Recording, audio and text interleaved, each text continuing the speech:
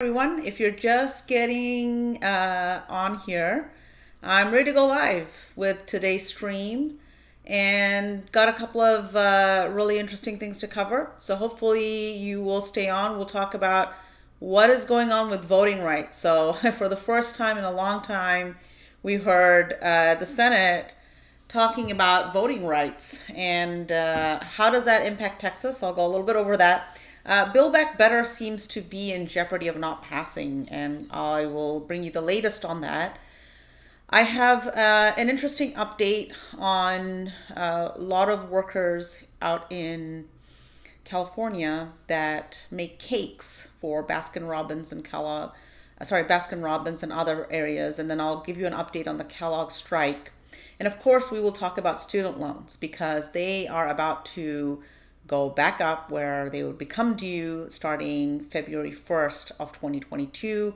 And of course, I've talked about this topic many, many times, but I'll go over some of the basic points for you today and what could be done and what can happen. And just, getting rid of student loans or canceling student loans won't solve their long-term problems. So that's kind of our agenda for today. I hope you'll stick around and tune in and here we go, right?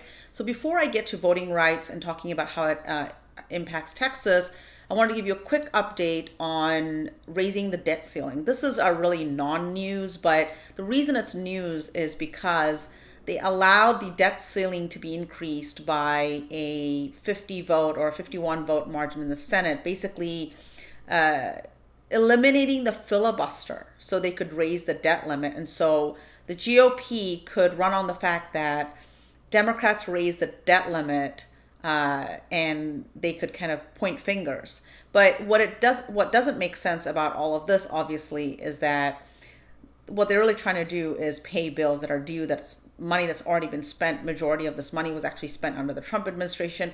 It's such a silly thing that we see happening in Congress every single year over and over again. But the point is, it passed in the House, it passed in the Senate, and then the ability to do it with a 50 vote and not need, the majority vote, 60 votes. And then, of course, it passed party line, 50-49, and it went to Biden's desk and it was put into law. So the debt ceiling crisis, quote unquote, has been averted, which was never a crisis before. And the fact that we still do business this way tells you a lot about us as a country and how serious we are and the things that we should be paying attention to. Whereas we have a Congress that's focused on who can they point fingers at when they run for office next year. So with that, as I said, we heard about voting rights and voting rights bill for the first time really coming out of the Senate. We've seen, politicians talk about this all year long. And the point is that without a voting rights bill, one of the states that's significantly impacted is Texas. Because in Texas, not only is it one of the most difficult states to vote in, we have further voting restriction with respect to being able to help someone vote, be able to explain what's on the ballot, etc. A lot of things have happened here. Senate Bill 1 was passed earlier in 2021. And so passing a voting rights bill would be a huge deal for a state like Texas with respect to people being actually able to vote. But here's the interesting thing. It's being talked about among the Democrats, but they don't have 50 votes for a rule change, number one, meaning scraping the filibuster away for voting rights only, which by the way, they did for the debt limit, which I just spoke about, right? So they got rid of that for the debt limit, but they are saying, they can't do it for voting rights because Manchin wants it to be, this is Senator Manchin wants it to be a bipartisan effort. The GOP says there's no need for it, and Senator Sinema is still a no. So that's what the reporters are reporting with respect to that. And of course, there's an article here that says, in a statement to Politico, a spokesperson for Senator Sinema basically said, Sinema continues to support the Senate's 60-vote threshold to protect the country from repeated radical reversals in federal policy, which would cement uncertainty and deepen divisions and further erode Americans' confidence in our government. So the bottom line here is very simple. If the GOP actually needed to pass something, they can get rid of the filibuster. And if they actually wanted to pass something, that's exactly what what they'd do. They've shown us this over and over again, and fearing if we do this, they could do this is not the game here. The game is, how can you convince the American people by giving them data and facts to do the right thing for our country? And that's it. There's really nothing else to it. We have the ability to pass voting rights if we want to do it. The real question is, do we want to do it? But it's for the first time we heard about this voting rights over Build Back Better. That leads us right into Build Back Better. As you know, a slimmed down version of the Build Back Better passed in the House and was sent over the Senate. It's missing lots of items, and I've discussed all the items that I'm very passionate about that are gone from this bill now. So it's in the Senate. So where is it? Here's what's still left to do, according to this journalist here, Sahil Kapoor says. You still have to resolve policy differences, clear it with a parliamentarian. I have a little update on the parliamentarian for you. It came out literally 50 minutes ago. Finish writing the bill. Get 50 Senate votes. Hold 50 votes through Votorama and pass it in the Senate, and then repass it back in the House, because when it goes through changes in the Senate, it has to come back to the House, and it has to be passed. And of course, that's kind of like a given, but it definitely seems like it is stuck in the Senate. Now, before I get to the Senate parliamentarian, there's also lots of discussions in the Senate today about ending this year's session as soon as tomorrow. Today seems unlikely, but they're trying to wrap up a deal for a bunch of nominations to be confirmed and then head home for the year, punting the Build Back Better bill till 2022. So this bill, which everyone wanted the House to hold a line to ensure that it actually passed, is now in jeopardy of not being passed. And the biggest item in this bill that will actually have immediate impact to families is the child tax credit, which expires in December. The child tax credit was instituted from mid-year 2021 through December 2021 through the American Rescue Plan, the $1.9 trillion plan that was passed early on in 2021. Now, that was payments of $250 to $300 depending on the age of your child. That would be advance payments that would show up in your bank account, and this has been directly tied to reduction in poverty and child hunger. Child poverty and child hunger, which are two words that shouldn't be together in any sentence, especially not in the United States of America, but this directly did help them. And if Build Back Better bill does not pass before December 28th, the January payment is definitely in jeopardy, and does not seem like it will happen.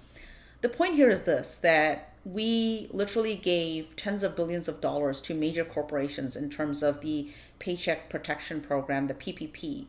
And many of those loans were fully forgiven to corporations that made millions, in fact, hundreds of millions of dollars in profits throughout the pandemic.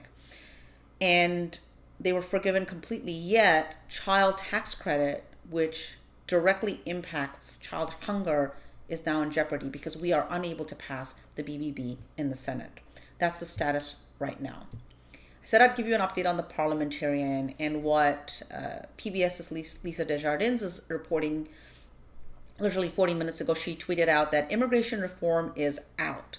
Senator Durbin told reporters that the parliamentarian relayed to the Democrats in their latest proposal, this is parole, does not meet standards for budget reconciliation process. So this is a process by which many undocumented workers in the United States that have been living here for decades, in many cases are paying taxes, are sustaining families, have even gotten married, have children here, would be able to have some protection and not be deported, and would be able to legally work here. So sort of like similar to a DACA protection for the rest of undocumented workers, tax-paying workers in the United States. That is now out. I like that she followed up on this to a question I'm getting: can Democrats override the parliamentarians? And I've said this several times on my stream. The answer is yes, they can do this. The president of the Senate, which is the vice president, can ignore the parliamentarian and pass it with 51 votes. Number two, if Republicans or the GOP members of the Senate did not like that, they would need 60 votes to override it, and they right now do not have 60 votes. So it is possible to do, but it is now out. This is long line of what's going on with the BBB. It's been stripped down from 10 trillion to 6 trillion to 3.5 trillion to 1.7, and it just gets worse. Now, there is a statement that came out from President Biden on the Build Back Better Act, and the conclusion of this is somewhat unknown because it just says that the last sentence here says that Leader Schumer and I are determined to see the bill successfully on the floor as early as possible. Now, early as possible, of course, doesn't mean before Christmas, after Christmas. It just means as early as possible, which could be into 2022. So the rest of the statement goes on. He talks a lot about Senator Manchin and his opposition to certain parts of the Build Back Better. Senator Manchin wants the child tax credit to be scored by the CBO for 10 years and not for a shorter period of time. And if you do it for 10 years, you would have to basically strip BBB down to almost nothing. Almost nothing. The $1.7 trillion price tag goes away. And of course, it puts the child tax credit in jeopardy. But right now, the president's saying, look, the Build Back Better is urgently needed to lower the cost of prescription drugs, healthcare, childcare, elder care, etc., etc. But the answer is, in the last paragraph, he says, at the same time, we must press forward on voting rights legislation and make progress on this as quickly as possible. So, again, voting rights has come up a second time. And of course, this is with respect to 2022. I think Build Back Better has a lot of items in there, even though it's stripped down and it's not where majority, I believe, of Democrats would like to see it. If we don't pass it, it may have much bigger implications for Democrats in midterms. The last part here is that Senator Durbin came out and he spoke in length, and there's a little interview, and I'll provide the link so you can check out this interview. He talks about the fact that Senator Joe Manchin is opposed to a 1-year extension of the expanded tax credit, which is a core component of the Build Back Better. So that's his biggest thing, like I mentioned, and I will provide links to all of this for you to go through. Now, sorry, I skipped forward a little bit. So the bottom line is voting rights have all of a sudden bubbled to the top, but we don't have the 60 votes to pass voting rights in a bipartisan way. So you'd have to carve out a filibuster, which Senator Manchin and Senator Sinema doesn't want to do. So it's kind of off the table.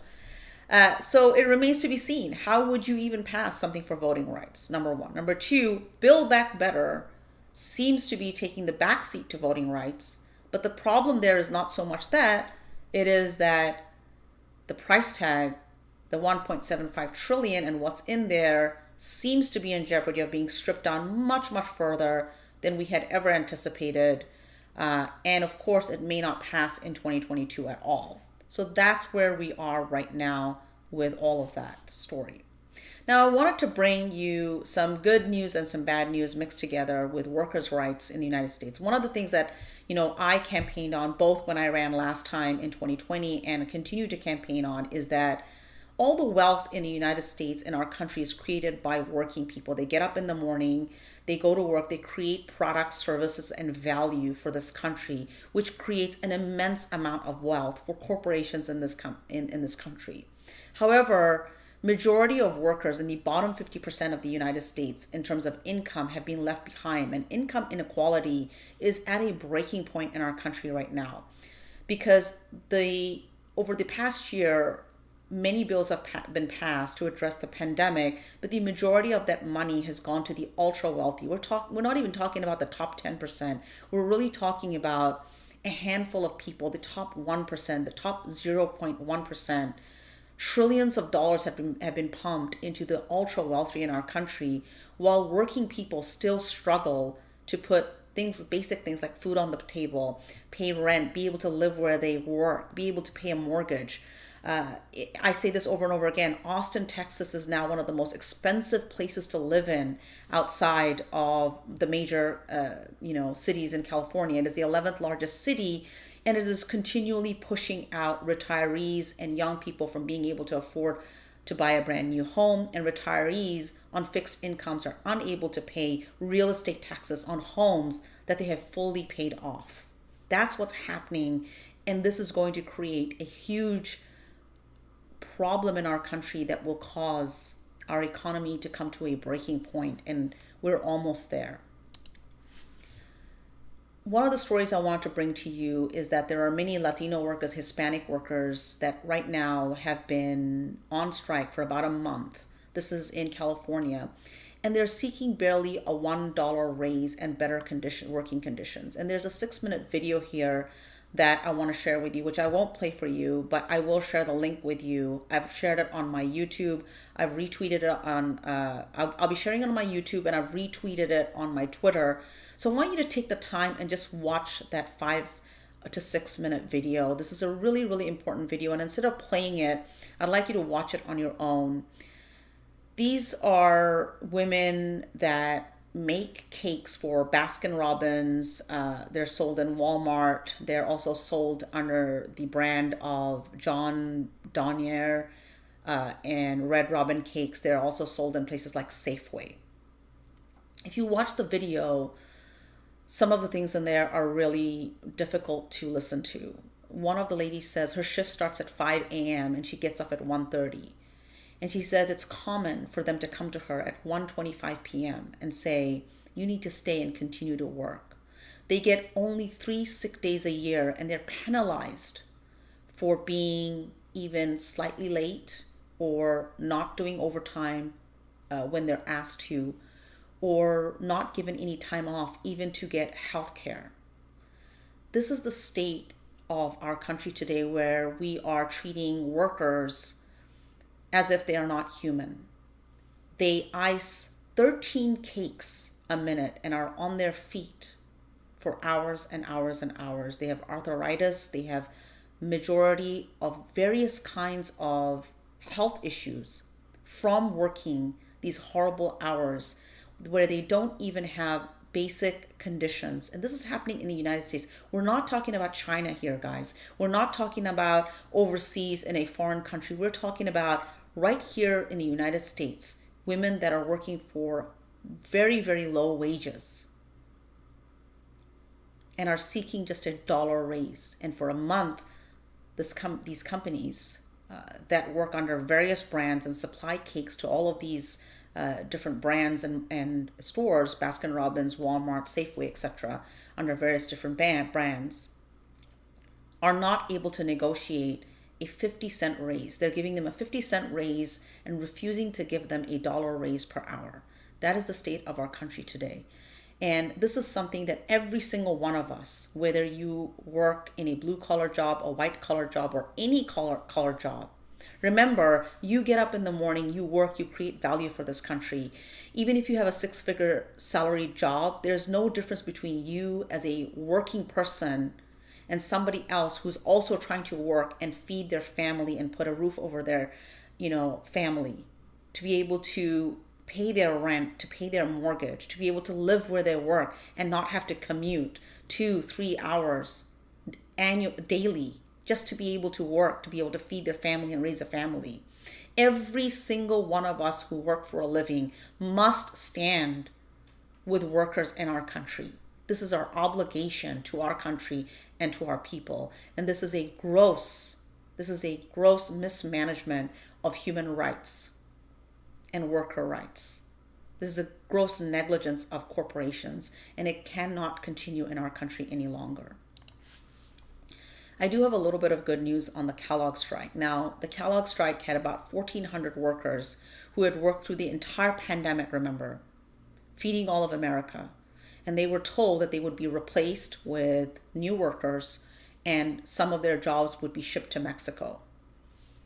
After various failed attempts and attempts at no negotiation coming to a solution, finally, afternoon today, as you can see, 4:13 p.m. Eastern here, there seems to be a tentative deal reached between the Kellogg's workers and the union members that work there, as well as the company. And I'm hoping for some good news out of that, because it is unacceptable what is happening to workers in our country. And we must, every single one of us, stand with workers and their families, because workers create all the value for our country. And with that, I want to talk to you about student loans. Now, we talked in depth about student loans in my Twitter spaces at 9 p.m. Central Time, which I do every Monday, this Monday. And I've talked in depth about student loans and why student loans were set up as a scam to begin with. The reason that student loan debt should be removed or forgiven is not because people have is not just because people have a lot of debt and they're almost in indentured, slavery where they have to work their entire lives to be able to pay back the student loan.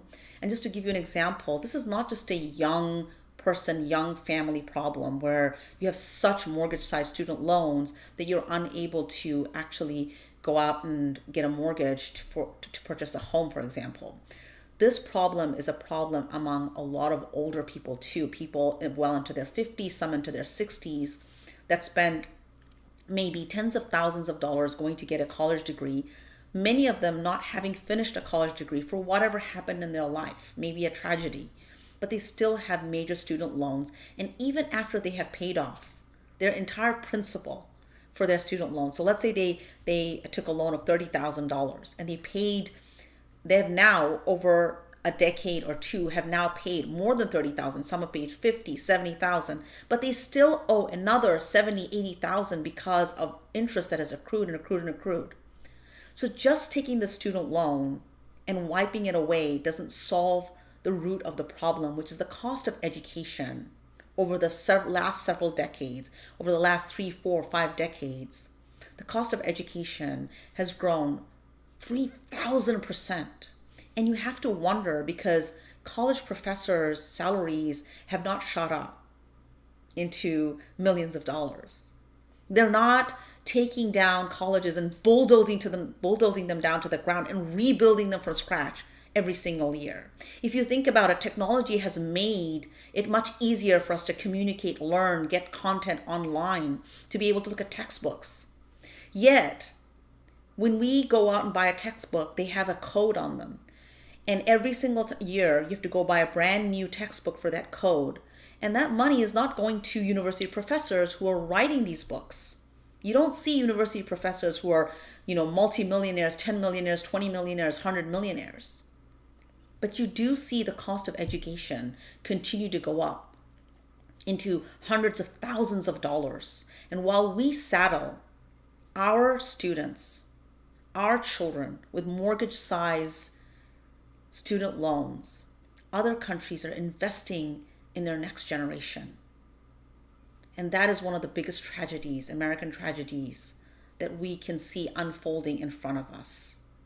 So when these student loans become due on February 1st, because what we're being told right now is that President Biden plans to restart student loan payments in February, the question that was posed to me over and over again is, does President Biden have the ability to actually forgive student loans? And the answer is very simple. The pandemic was used as a way to pause student loans. And for sure, student loans can be paused indefinitely.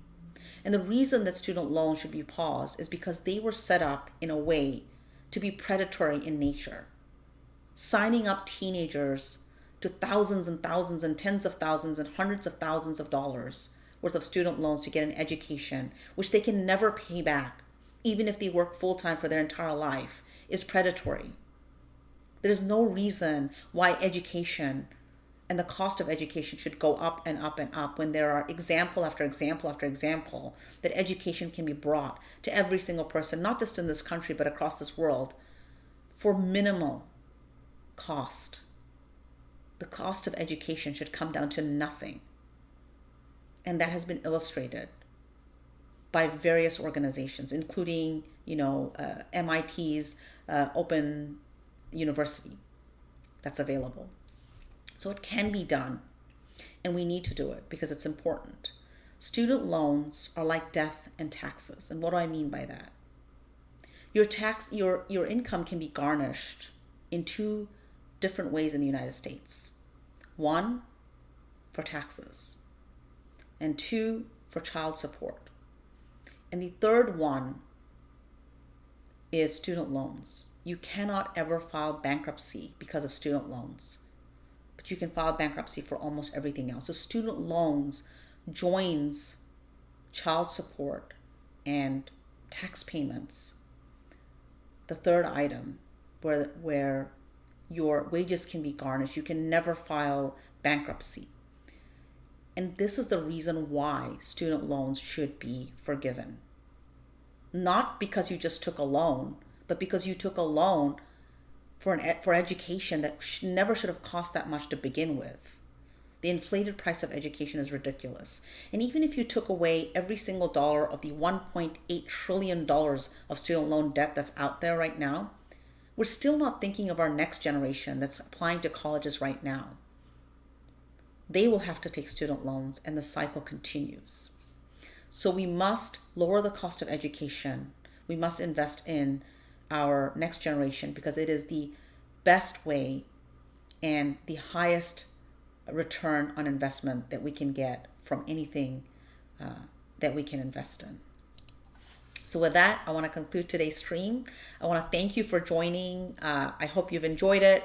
I brought you some of the most important topics that I believe that we should be paying attention to. And I really hope that you'll go and you'll watch that 6 minute video, that 5.5 minute video of the cake makers, the Latino and Hispanic ladies over in California that are making these cakes. Please do go watch that. It'll be at the bottom of my YouTube, and it's also on my Twitter. I really appreciate you watching. Have a wonderful, wonderful evening and a great week. And I'll see you on Monday on Twitter.